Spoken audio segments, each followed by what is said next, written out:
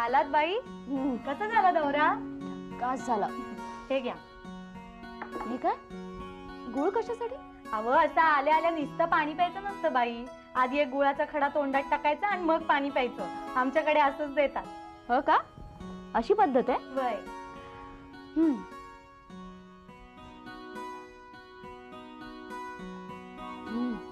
खरंच बरं वाटलं. हा एक काम करा, नानांना सांगा मागच्या सीटवर ना एक खोका आहे आंब्याचा, तो काढून ठेवा. बर. एका बागायतदाराने दिला. नको नको म्हणत होते तरी जबरदस्तीने दिला. चहा ठेव बाई. हो चहा ठेवा. बर. आणि मस्त गरम गरम पाणी काढा आंघोळीला. छान आंघोळ करते, चहा घेते आणि मग फोन करते मुंबईला. चहा ठेवेपर्यंत फोन करून घ्या की बाई. नाही नाही, चांगला अर्धा पाऊण तास बोलायचंय मला. आई आली असेल घरी, मग आईशी, तनुशी. तनू? हा कोण तनू? हो, भाचा माझा, ताईचा मुलगा. कॉलेजला जातो. लय लाडका दिसतोय तुमचा. लाडका आहेच की. हा आणखी एक काम करा, गेल्या 4-5 दिवसांचे ना वर्तमानपत्र काढून द्या. वाचायला वेळच नाही मिळाला. आत्ता आणते.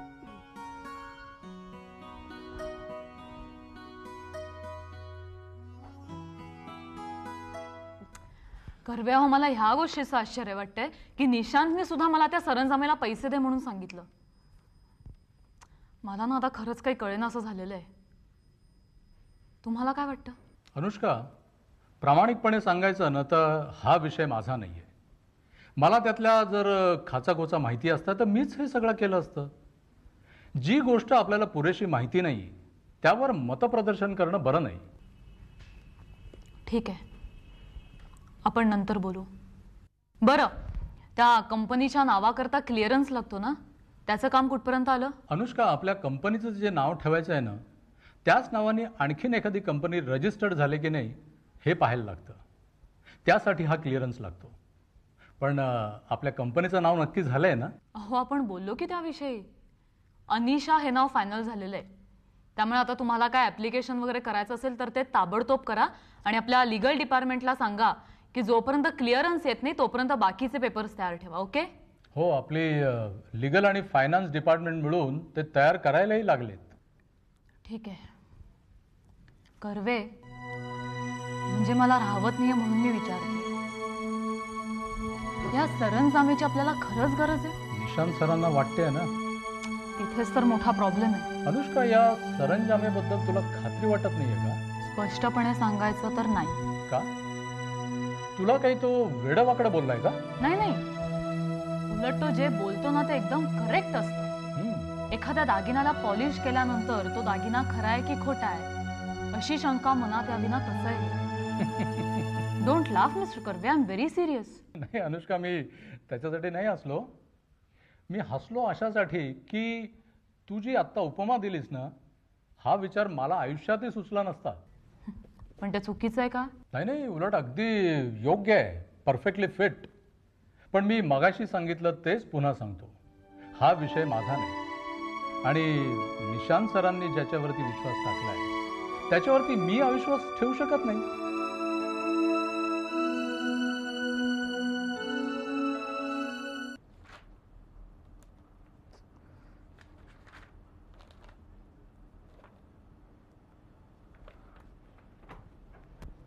हो साहेब. अहो कुठे निघालात? कुठे? बाथरूम मध्ये.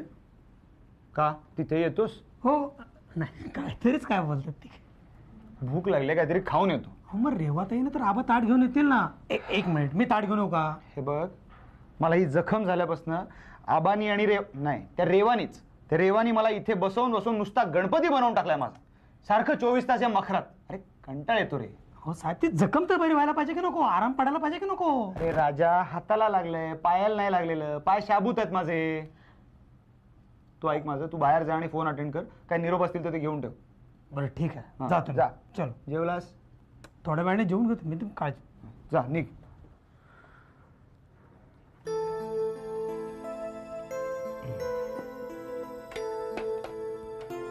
आबा, मी तुम्हाला बसायला सांगितलं ना. काय हे घे ते घे चालू? मी वाढते ना. काय पण मोठी दम देतेय. सगळा स्वयंपाक तर मीच केलाय ना. त्यावेळी तू बसली होतीस तिकडे भूषणजींची सेवा करत. सेवा काय आबा, काही बोलताय. बरं मी त्यांना ताट वाढून घेऊन जाते, तुम्ही जेवायला सुरुवात करा, मी नंतर जेवते. हा? हा. अरे वा वा वा वा वा वा, भूषणू बलायला आम्ही नाही पाहिला. आबा जाऊ का परत? काय टिंगल चालवली तू माझी? पण तुम्ही इथे का आलात? मी येते ना ताट घेऊन. मग हे बघ, मी तिकडे एकटा पलंगावर बसून जेवणार नाही. मला इथे सगळ्यांबरोबर बसून जेवायला आवडतं. जखम पूर्ण बरी होईपर्यंत नाही. हे बघ, जखम डाव्या हाताला झालीये, उजव्या हाताला नाही. आणि जेवायचं कुठल्या हाताने असतं? उजव्याच ना. आणि नुसतंच जेवायचंय, काही जोर नाही काढायचे. पण डॉक्टरने मुद्दाम सांगितलंय ना तुम्हाला. डॉक्टर डॉक्टरच्या तर त्या डॉक्टरला काय अक्कल आहे? हा? आणि तो सांगतो ना, ते सगळंच ऐकायचं नसतं काही. अरे आबा, तुला काय झालं एवढं हसायला? 56 मजली हास्य. हा? काय विनोद झालाय? हो बरोबर बरोबर. सध्या तुझ्यासाठी मीच विनोद आहे ना. अरे नाही रे बाबा. अरे वा, काय गंमत आहे बघ. म्हणजे घराण्याचे काही काही गुण असतात ना, ते अगदी पुढच्या पिढीत तंतोतंतपणे उतरतात. हो, म्हणजे त्या पुढच्या पिढीतल्या माणसांना शिकवावं लागत नाही असं वाघ म्हणून. उदाहरणार्थ, डॉक्टरला अक्कल नसते यावर आम्हा समस्त प्रधानांचा ठार विश्वास. ठार विश्वास ठार असतो? नाही नाही, म्हणजे मला ठाम विश्वास असं म्हणायचं होतं.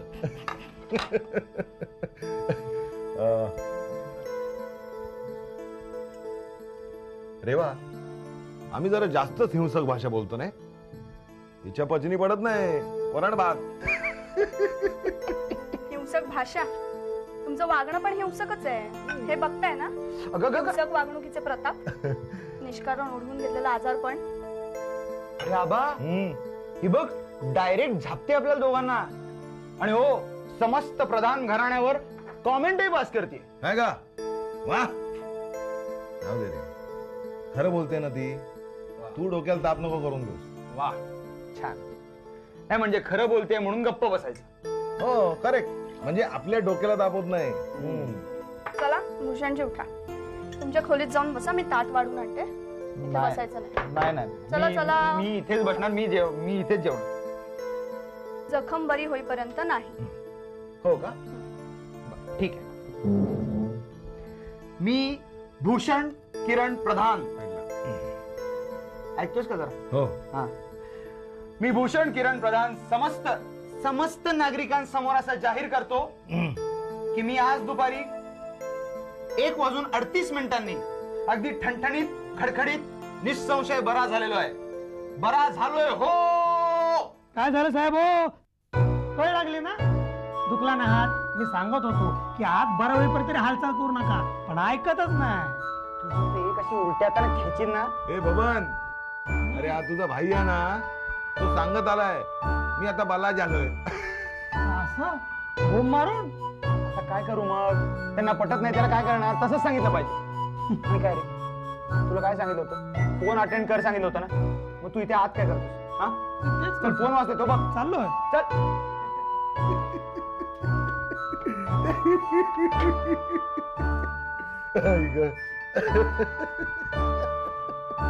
हास तू हास. फार हसू येतं तुला, तू हास. पण मी खरंच बरा झालोय. तुला खोटं वाटतंय का रे? हो. चल ये, पंजा लावूया आपण. ये ये. माझ्याशी पंजा लढवतोय. मग ये.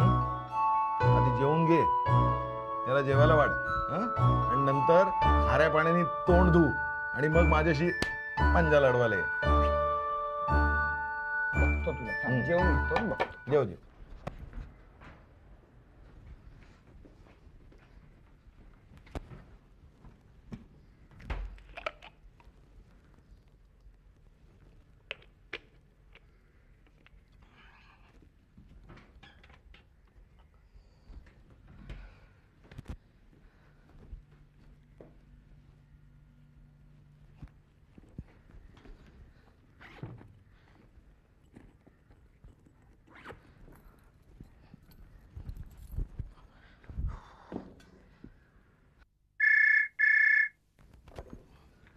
हॅलो, सुनंदाताई नाही आहे घरी.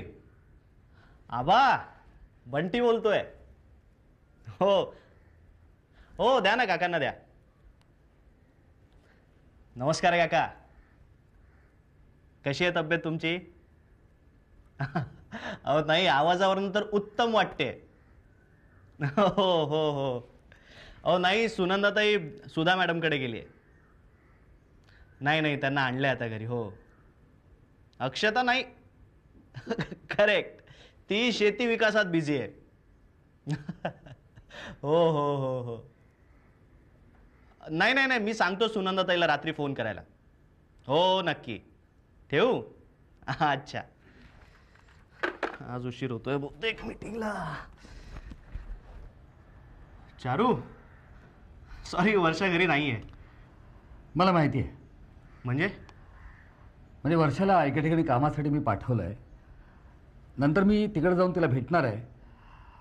मला वर्षा घरी नसताना तिच्या संबंधी तिच्या आईशी थोडंसं बोलायचं होतं. माफ करा, तुमची ही फेरी तरी फुकटच गेली आहे, कारण तिची आई सुद्धा घरी नाही आहे. तुम्ही नंतर या.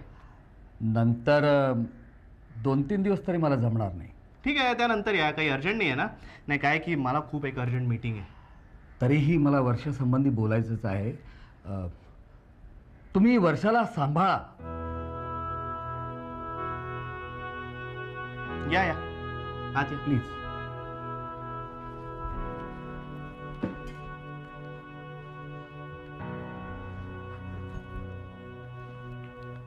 हॅलो.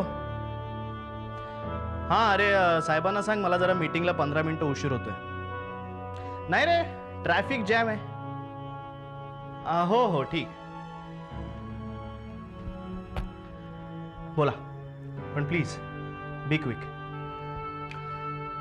असं पहा, वर्षा एक अत्यंत मनस्वी मुलगी आहे. एक्सक्यूज मी, तुम्ही वर्षा म्हणजे माझी बहीण कशी आहे हे तुम्ही सांगायला मला आतमध्ये बोलवलं? तुम्ही तुमच्या बहिणीला पूर्णपणे ओळखता,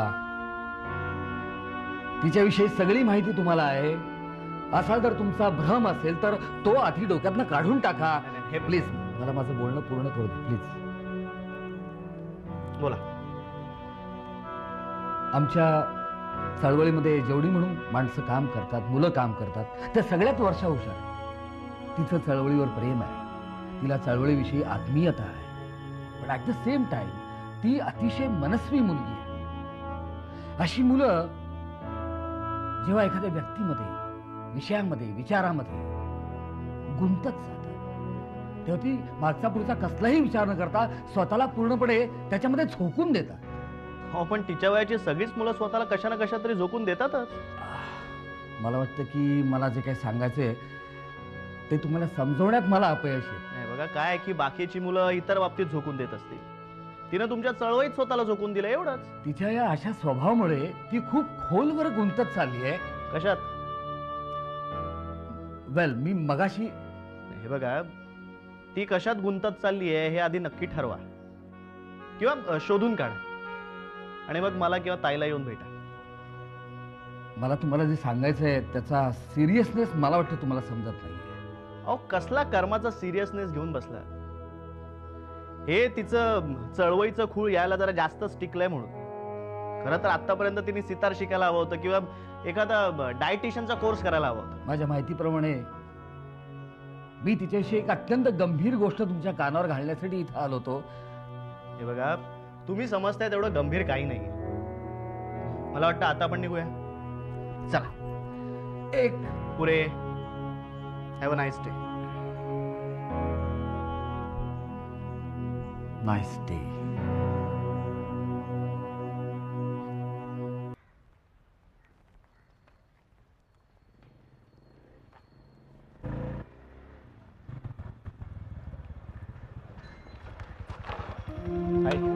काय रे खोचू, माणसं दिसत नाहीत का तुला?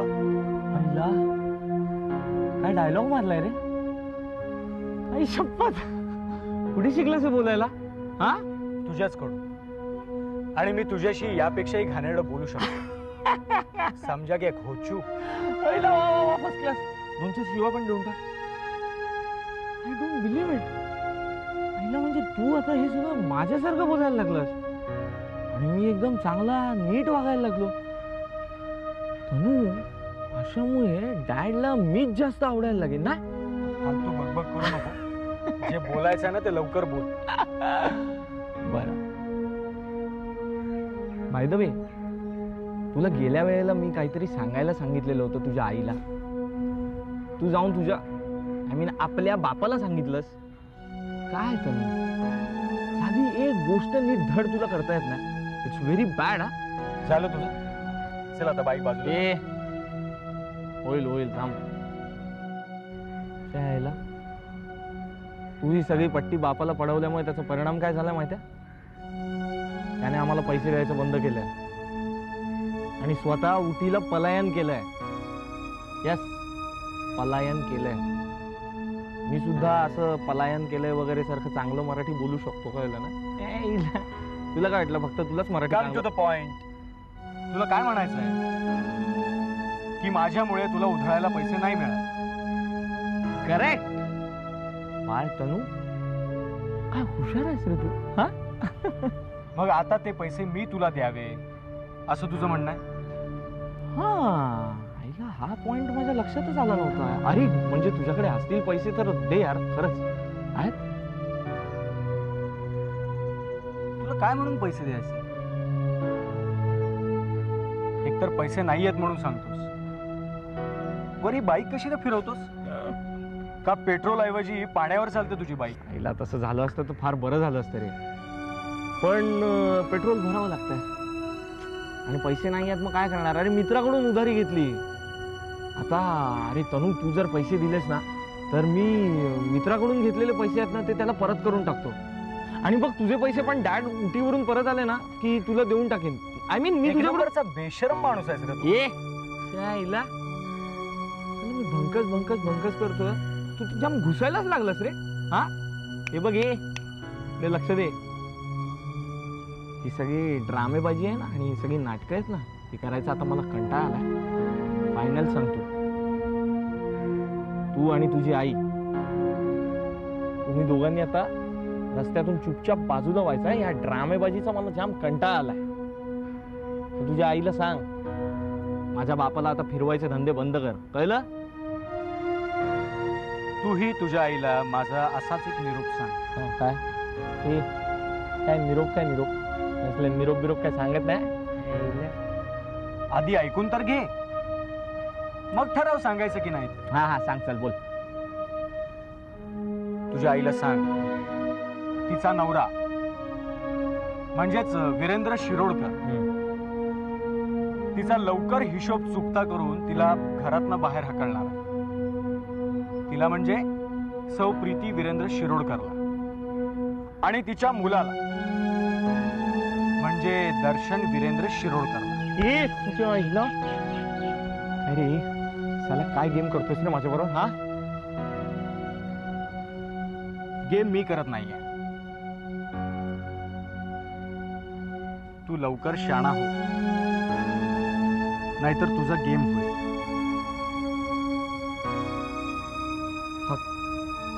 हा कोणाचा? हा डॅडचा प्लॅन आहे? हा हे मला कशाला विचारतोस? तुझ्या तुझ्या वडिलांना विचार ना, ते तुला नीट छान व्यवस्थित समजावून सांग. डॅड कशाला मला सांगणार आहे? मग वाट बघ कसली? ते त्यांचा प्लॅन K3 अंमलात आणण्याची. आणि हे तुझ्या आईला आठवणीने सांग. Okay, bye.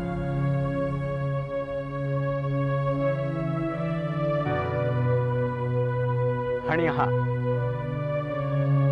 तुझ्या आईला म्हणजेच सौ प्रीती वीरेंद्र शिरोडकरांना माझा नमस्कार सांग. हा